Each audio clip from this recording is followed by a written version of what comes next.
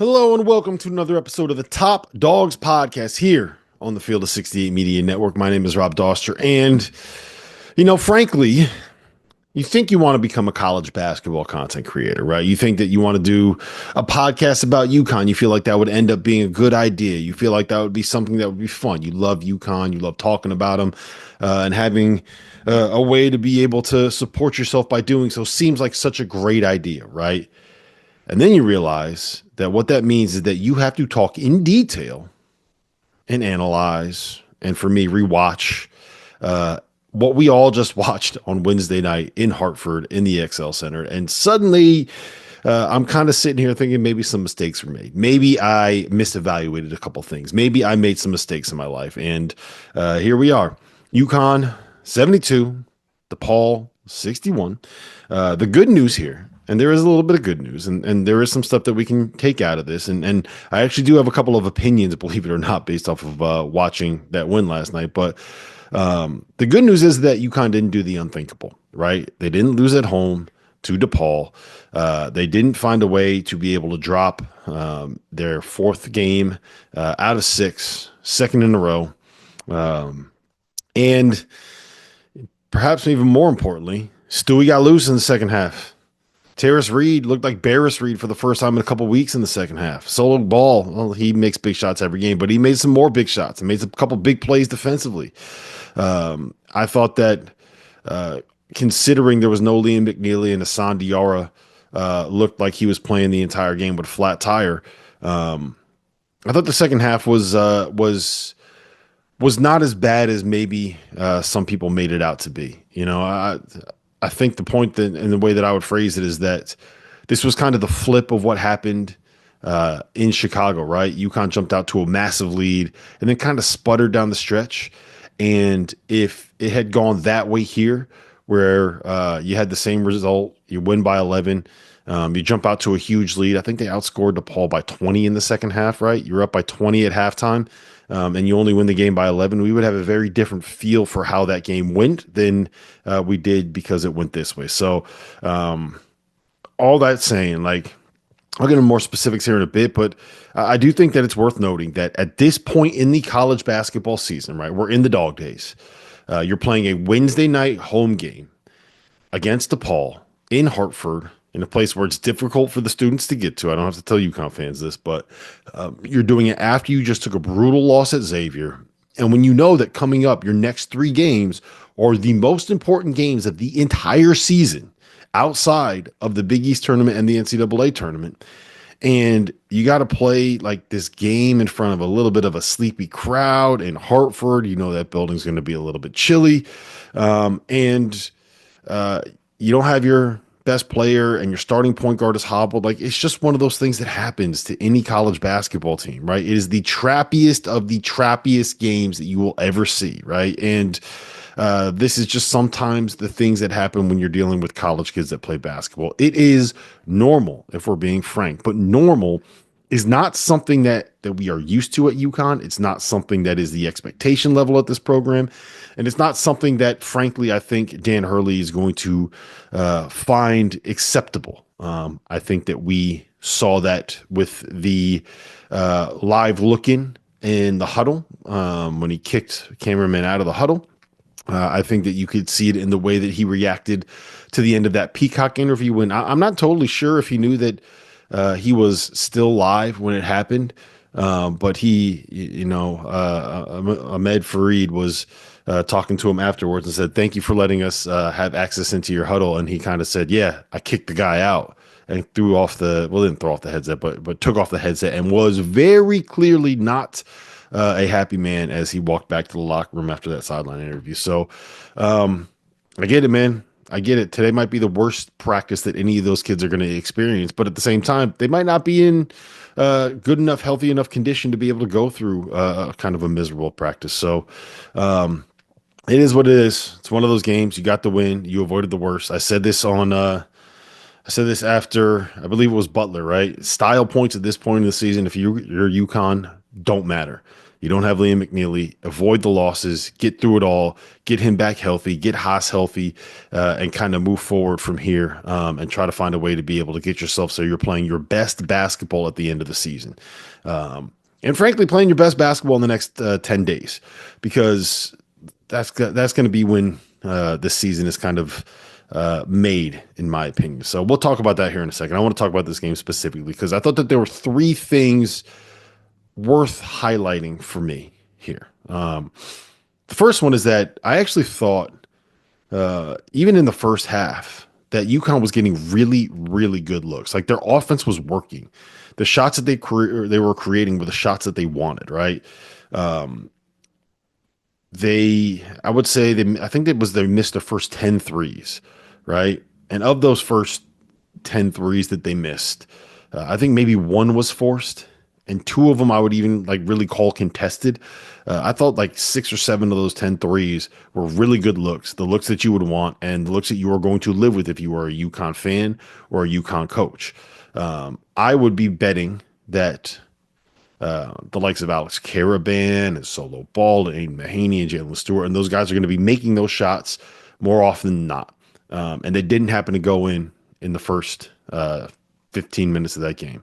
And over the course of the last 25 minutes, UConn was 7 of 12 from three and turned a 14-point deficit with 6 minutes left in the first half into an 11-point win at the end. They outscored DePaul by 25 in the last 25 minutes or so of that game. So they turned it on and they ran away when they needed to turn it on and run away. And that's really all you can ask after a slow start, right? I think that they dug themselves a hole because of some defensive mistakes. They gave up too many straight line drives again. They gave up too many open threes again.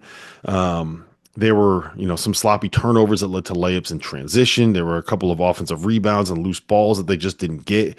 There was the one where Jalen Stewart got a defensive rebound and the ball got poked from behind him. That is just not something that would be acceptable from, I'm assuming, the UConn coaching staff. You could see the way that Hurley reacted after that one. There was another one where Asan Diarra and Solo Ball were going to try to pick up a loose ball, and they kind of crashed into each other, and the ball kicked away, and I think it was Enright picked it up and threw it down to someone on DePaul. I don't even know, maybe CJ Gunn, who dunked it and put him up by, I think they put him up by 14. It was 28-14 at that point. And there were like 3 or 4 instances of just moments like that where DePaul was the team that was playing with more hustle, with more effort, with more toughness, with more physicality, and that is just not something that you're used to seeing at a UConn. And it's kind of part of why they are where they are right now, if we're going to be totally honest and we're going to be totally transparent. But at the same time, I do think that it's something where they kind of flipped the switch a little bit in the second half and got back to being a little bit more of who they were. But I promise you, those videos are getting played on repeat in those coaching offices and in those practice offices and in those film sessions right now. And it's something that they're going to look at. They're going to try to fix, and they're going to make sure that all those guys know that that's not the way that it's done at UConn. Secondly, I thought when it comes to missing open shots, Caravan was easily the biggest culprit, right? And maybe culprit's the wrong word, because I don't think that there was a single shot that he took on Wednesday night that I saw him take and was like, oof, I don't know about that one. Oof, that's a bad shot. Oof, I wish he didn't shoot that one. They were all good looks. They all came within the flow of the offense. He shot 6 threes. I swear 5 of them rattled in and out.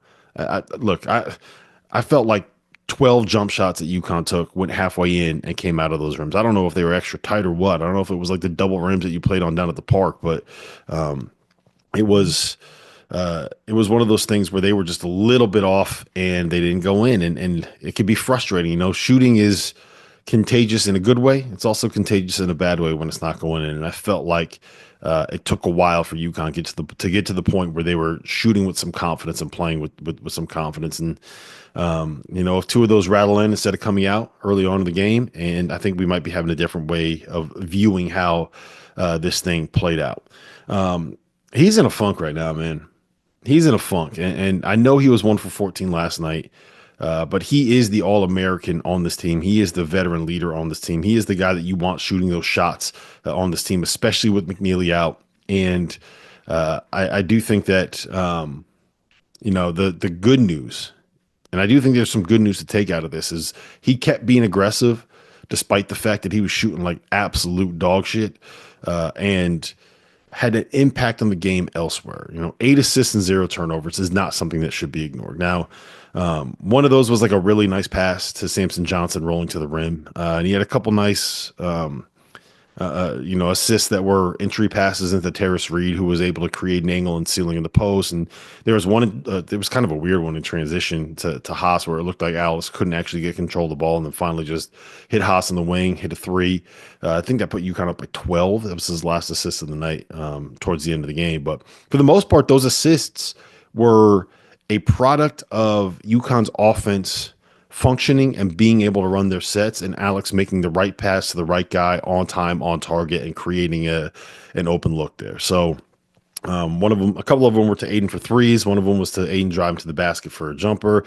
He had the assist on solo balls, not only on the three that he hit after the block shot, but on the and 1 3 that he hit. And all those were just kind of swinging the ball around the perimeter, making the right pass at the right time. And that's not to minimize what he was doing either, right?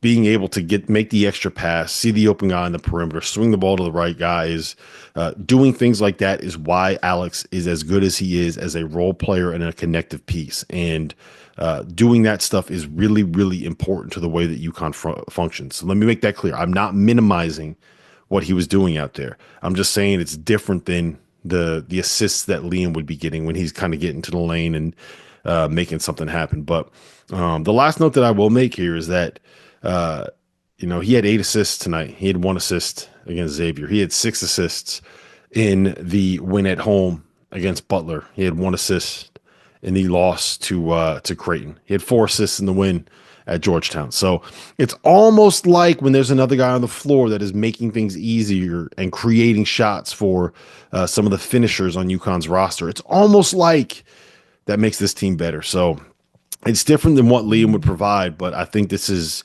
the evidence that you really need. Like, I know everyone believes it, but that just kind of shows you right there. That's the stat right there.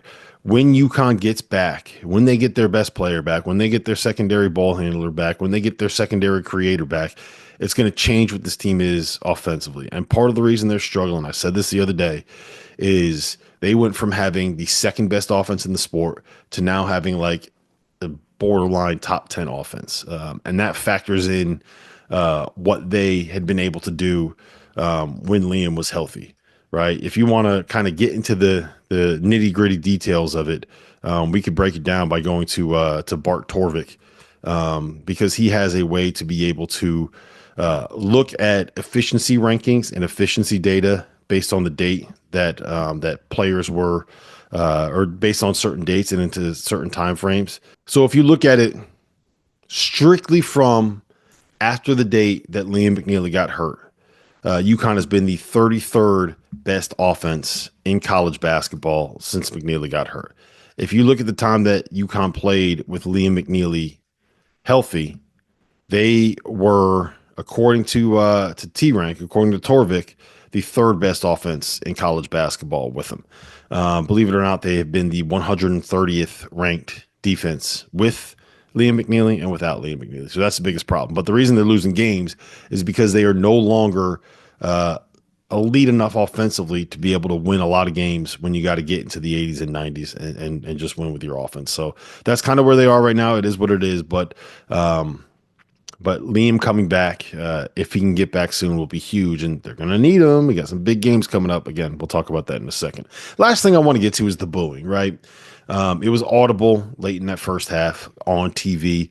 They talked about it on the broadcast. Jordan Cornette mentioned it. Dan talked about it after the game. And I'm not going to be one of the guys that preaches to you and tells fans that you cannot boo when you go to games, right? You spend your money on a ticket. You make the effort to get to the game, to get to Hartford, to drive in. You make the effort to go get to your seat, right? You invest your time and your resources and your finances into going to a game, and you have the right to, and I'm doing air quotes for the people listening, support your team however you see fit. I personally would never do it, right? I would strongly suggest to anyone listening here that this is the exact opposite of what you want to do as a fan if you want your team to actually win, right? If you want to be effective in trying to create a home court environment, booing is not what you want to do. UConn won this game the moment that Solo Ball blocked that dunk and goes down the other end and hits that three, and the crowd explodes, right? The energy is what they needed. The support is what they needed. The environment, the home crowd to feed off of is what they needed. They were listless, like they were listless at the start of this game. They looked like they were still asleep. They were sleepwalking for 15 minutes. It happens sometimes. It's January. It's a trap game. It's an off night. It's an arena that doesn't have the same kind of student energy that Gamble would. What they needed from that crowd was that jolt of energy. And as soon as you saw it happen with the Solo Ball three, you knew that this thing was over and UConn was going to find a way to win it. But telling kids that they're playing like shit by booing when they know that they're playing like shit before they get booed it's just going to help the pile on. It's going to be the opposite of helpful. And I don't know why you would do it. The only time that I think it works is if you're in a situation that is like almost irredeemable, where the administration probably needs to like make a coaching change and they're refusing to make that coaching change and you're losing, right? Or if you're going at the referees. I got no problem with you booing the referees. Like, that's part of being a home court advantage in college basketball, is making the referees feel uncomfortable so that they get kind of incentivized to make calls in your favor. It is what it is. It's intimidation stuff. It just that's what home court should be. It's part of why college basketball arenas. There've been studies about this. College basketball arenas have the highest impact on influencing crowds, home versus away. Do it. Be loud. Boo at the refs. I just don't think that you should be booing players, especially when you're in a situation where you're coming off of back-to-back national titles. You are still ranked, despite the fact that your team is playing without their best player, with their starting point guard banged up, and with a team that has lost 7 NBA guys in the last 2 years, and you're not a program like Kentucky, like Duke, whoever, who reloads with 6 or 7 5-stars every single spring. So the context here has to be taken into account, and the idea that you could be booing after winning back-to-back national championships is wild to me, and you'll never catch me being the guy doing that. I'm very, very anti-booing, especially at the college level. Different when you get to professional ranks. It is what it is, but the college level, I don't think booing is ever going to be helpful. If you haven't heard by now, we have partnered with BetMGM Sportsbook. We're going to be using BetMGM lines to make all of our picks, and we'll have special offers for the listeners and the viewers of the Field of 68 throughout the year. If you haven't signed up for BetMGM yet, you can use bonus code FIELD, and you will get up to a $1,500 first bet offer on your first wager with BetMGM. The best part, all you need to do is deposit and bet $10 of your own hard-earned money to be eligible. Here's how you make it work. Download the BetMGM app and sign up using that bonus code FIELD. Deposit at least $10 and place your first wager on any game, and you will receive up to $1,500 in bonus bets if your bet loses. Just make sure that you use that bonus code FIELD when you sign up. BetMGM is going to have some fun offers available throughout the NBA playoffs. Bet insurance tokens, odds boost, and what I love, a nice parlay boost or two from time to time, as well as a ridiculous array of player prop bets for any sport that you could possibly imagine betting on. BetMGM is and always will be the king of the prop bet. So go download the BetMGM app, use the bonus code FIELD, and sign up today. And while I've got you, a quick request. The best way to support the Field of 68 content that you get for free is to engage with us. Rate and review the podcast. Like and share the YouTube videos. Tell your friends about us. It all helps in a world where the algorithm is king. And now, back to the show. Now that the college basketball season is in full swing, you need to make sure that you have access to the best betting tool on the market, the Rhythm app. Spelled RITHMM, is a data-backed app that uses AI and analytics to identify inefficiencies in betting lines and the player prop market that will allow you, the user, to profit. You can create customized analytics-driven betting models tailored to your personal preferences as a bettor. Users have access to up-to-the-second against-the-spread data. And if you're like me and you understand pictures better than numbers on a screen, Rhythm's internal trend analysis provides you with the kind of graphs that will allow you to evaluate past results and project future performance in a visual way. Every Division I college basketball team is included in the Rhythm's metrics. Free subscribers to the Field of 68 Daily will get 25% off for a Rhythm subscription. Use the QR code on the screen to sign up or download at the link in the description. All right, let's turn this thing forward. The next 3 games are somewhat of a nightmare scenario, especially if Liam McNeely is not going to be available. On Saturday, UConn is going up to Fiserv Forum to take on Marquette, who is tied for first place in the Big East, who some people believe is still the best team in the Big East. I probably would lean towards St. John's at this point, but either way, you get one or the other, because on Friday night, St. John's is coming back to, I believe it is Gamble Pavilion. It's at Gamble Pavilion next Friday, February 7th, to take on UConn. St. John's and Rick Pitino and Dan Hurley and UConn facing off in the environment it's going to create in Gamble Pavilion. That will certainly be something worth watching. And then on February 11th, UConn is going on the road to take on Creighton in Omaha in a game where, once again, Creighton is an incredibly difficult matchup for UConn. We'll talk about those 2 games here a little bit more probably next week. I think the Marquette one is where we need to start here and what we need to talk through here, because that is a matchup where I think on paper it's going to be tough for the Huskies for a couple of reasons. One, Marquette is the best program in the country when it comes to turnover margin, right? They lead the nation in turnover rate offensively. They give up the fewest number of turnovers that you're going to find of any team per possession, right? And they're top 7 nationally in turnover rate on the other end of the floor. So it's something where I think that protecting the ball is going to be incredibly important. And I'm not breaking news. They're playing a Shaka Smart team here that we know can do the things that Shaka Smart teams can do. UConn is good at protecting the ball. Hassan Diarra is not super turnover prone.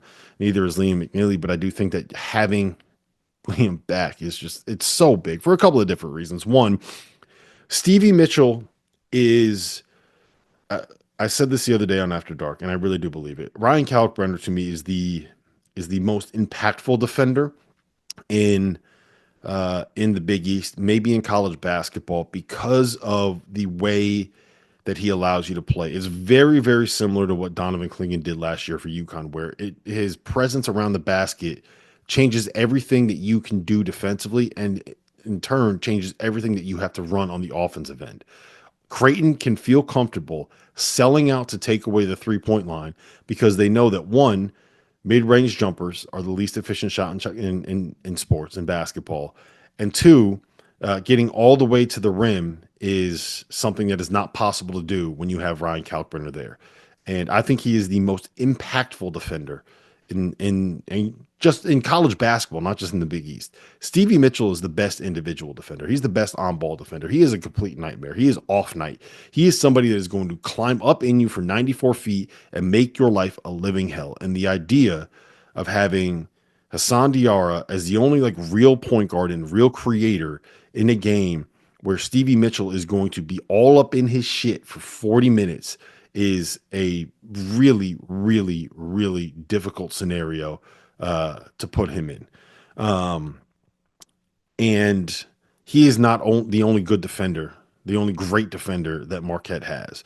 Chase Ross is a really big athletic wing that, whether he is on solo ball or whether he is on Aiden Mahaney or whoever he is guarding, is going to make life miserable.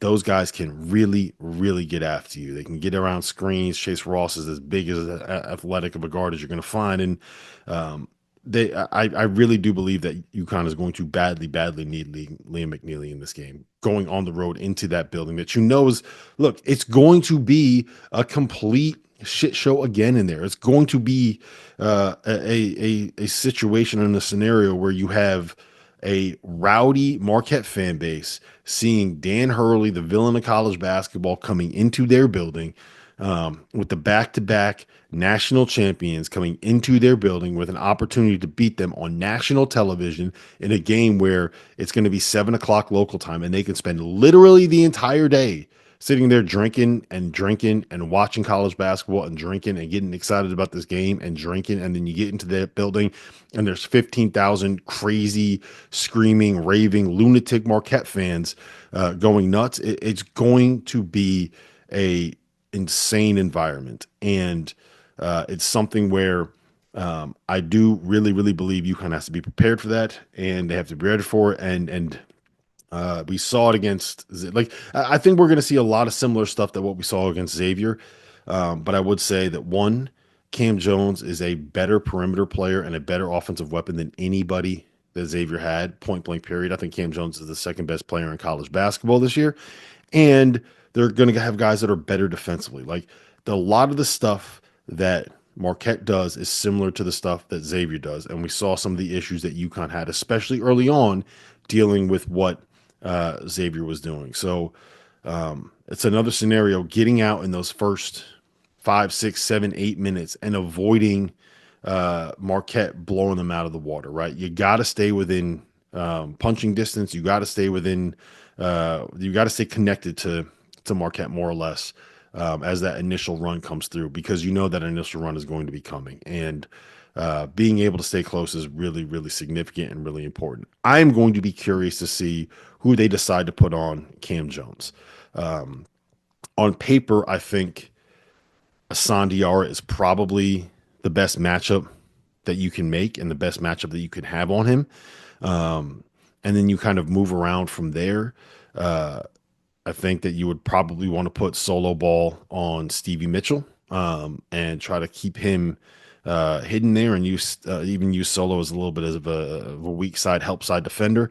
I think you want Jalen Stewart on Jop, and I'd probably have Caravan on Chase Ross. Neither of those matchups are particularly ideal. If Liam is back, maybe you put Liam on Stevie Mitchell and let him be a little bit of a roaming defender. What I have seen in the past and what other teams have done is put bigger defenders, let them be the guy that air quotes here guards Stevie Mitchell, and then kind of use them as a floater and putting them in front of the rim and more or less saying we're going to if Stevie Mitchell's going to beat us from beyond the arc, Stevie Mitchell's going to beat us from beyond the arc. He's done that a couple of times. It's kind of what Xavier did. Xavier kind of dared Stevie Mitchell to try to beat them.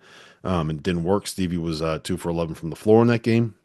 It happened against Butler, and he went for 22. He had 21 against Villanova. So it's a little bit of a risky proposition, but I will be very interested. I think that's, I said this the other day. I think it was on here. I can't remember where it was, but Dan has done a really good job, and Luke and Kamani and that staff has done a really good job of being able to tailor their defenses to what the other team does best, right? They've been really good schematically at creating ways to be able to do matchup specific defensive stuff. Like I'm thinking specifically the way that they guarded Eric Dixon is not something I've seen them do before. The amount of switching that they did against DePaul is not something that I've seen them do before.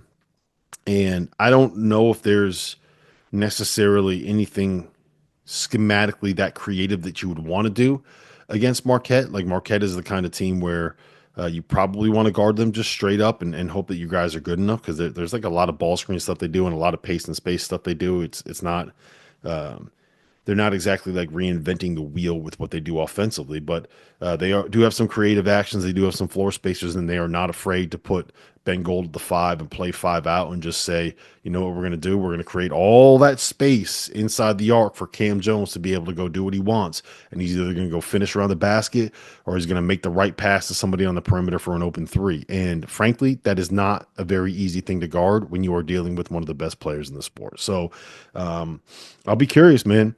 If they decide to go, let's just say Samson Johnson on Stevie Mitchell and say, we're going to put Samson in front of the rim and we're going to try to do to Stevie Mitchell what teams did to Andre Jackson, basically dorking Stevie Mitchell. I will be curious to see if that's something that UConn opts to do. And, then Jalen Stewart on Ben Gold, I guess, Alex Caravan on Ben Gold. However, the matchups kind of go from there. It is what it is, but that's something to keep an eye on. How are they going to guard Marquette? That will be the single biggest thing that I'm looking for at the very start of that game. So it'll be interesting to see how it plays out, man.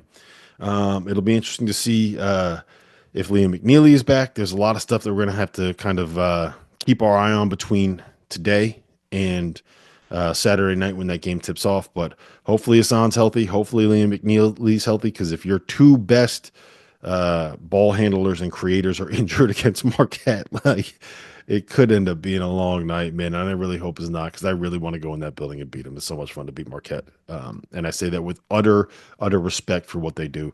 Love Shaka. I've said this before on the podcast. Shaka is one of my favorite coaches in the sport to talk to listen to pick the brain of, because he's one of the easiest people in college basketball to root for. So,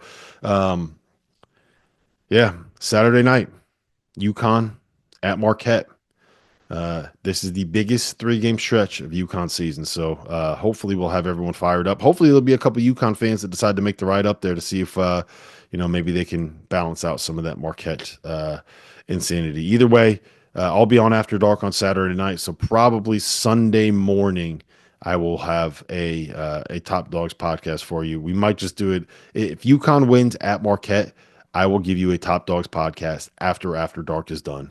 So it'll be the after dark, after dogs, after Top Dogs. I don't know what it is. I'll come up with a more creative name on Saturday if they find a way to get it done. Until then, appreciate you guys listening. Appreciate you guys watching. If you could engage with this, rate, review, subscribe, whatever it ends up being, all that stuff really does help with the almighty algorithm. And until then, roll skis.